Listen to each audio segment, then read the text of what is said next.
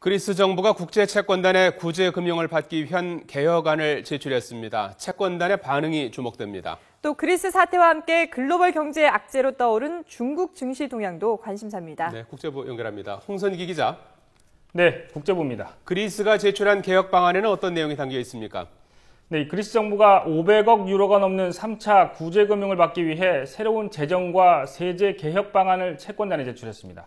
그리스 정부는 내각회의 승인을 거쳐서 새 협상안을 채권단에 제출했다고 밝혔는데요. 유로존 재무장관 협의체인 유로그룹도 그리스로부터 협상안을 받았다고 확인했습니다. 협상안에는 535억 유로의 구제 금융 지원 요구와 이 3,200억 유로에 이르는 국가 채무 재조정 방안도 포함됐다고 외신들이 전했습니다. 또 앞으로 2년 동안 재정 수지를 120억 유로, 우리 돈으로 약 15조 원 정도 개선하겠다는 내용이 들어 있습니다. 이와 함께 부가가치세를 대폭 인상하는 등 채권단 요구를 상당히 수용한 것으로 전해졌습니다. 그리스 의회는 오늘 정부가 제출한 세수 증대와 연금 개혁 관련 법안을 처리할 예정입니다. 자, 이제 관건은 채권단이 이를 받아들이느냐인데요. 채권단의 반응은 어떻습니까? 네, 그리스 구제금융 지원을 위한 채무 재조정을 둘러싸고 유럽연합 내부에 이견이 드러나고 있어서 협상 타결에 진통이 예상됩니다. 이 도널드 투스크 EU 정상회의 상임의장은 그리스가 현실적인 제안을 하면 채권단도 이에 상응해서 그리스 채무를 지속 가능한 수준으로 낮춰야 서로에게 이익이 될 수 있다고 말했는데요. 이 투스크 의장의 이런 발언은 사실상 채권단이 그리스의 부채를 낮춰줘야 한다는 것으로 해석됩니다. 하지만 최대 채권국인 독일의 메르켈 총리는 유럽 구제 금융 채무에 대한 탕감은 전혀 불가능하다고 거듭 강조했습니다.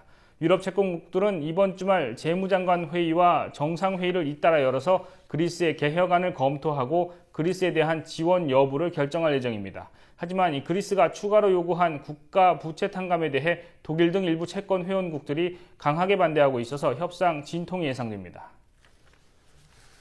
자, 중국 증시 소식도 알아보죠. 급락하던 중국 증시가 어제 당국의 대대적인 부양책에 힘입어 반등했는데요. 오늘 중국 증시 상황은 어떻습니까?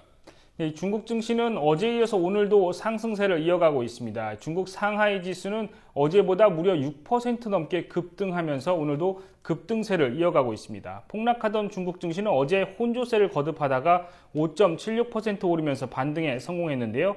2009년 이후 6년 만에 최대 상승폭입니다. 그런데 오늘은 이것보다 더 높이 상승하고 있습니다. 이 같은 반등은 중국 정부가 45조 원 규모의 긴급 자금과 개인 투자자의 주식담보대출 만기 연장을 검토한다는 소식이 전해졌기 때문인데요.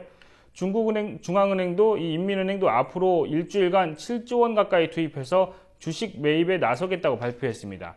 중국 정부의 이 같은 전방위적인 개입은 주가가 더 떨어지면 9천만 명이 넘는 개미 투자자들의 불만이 사회 문제로 비화할 수 있다는 위기감이 작용한 것으로 보입니다. 지금까지 국제부에서 전해드렸습니다.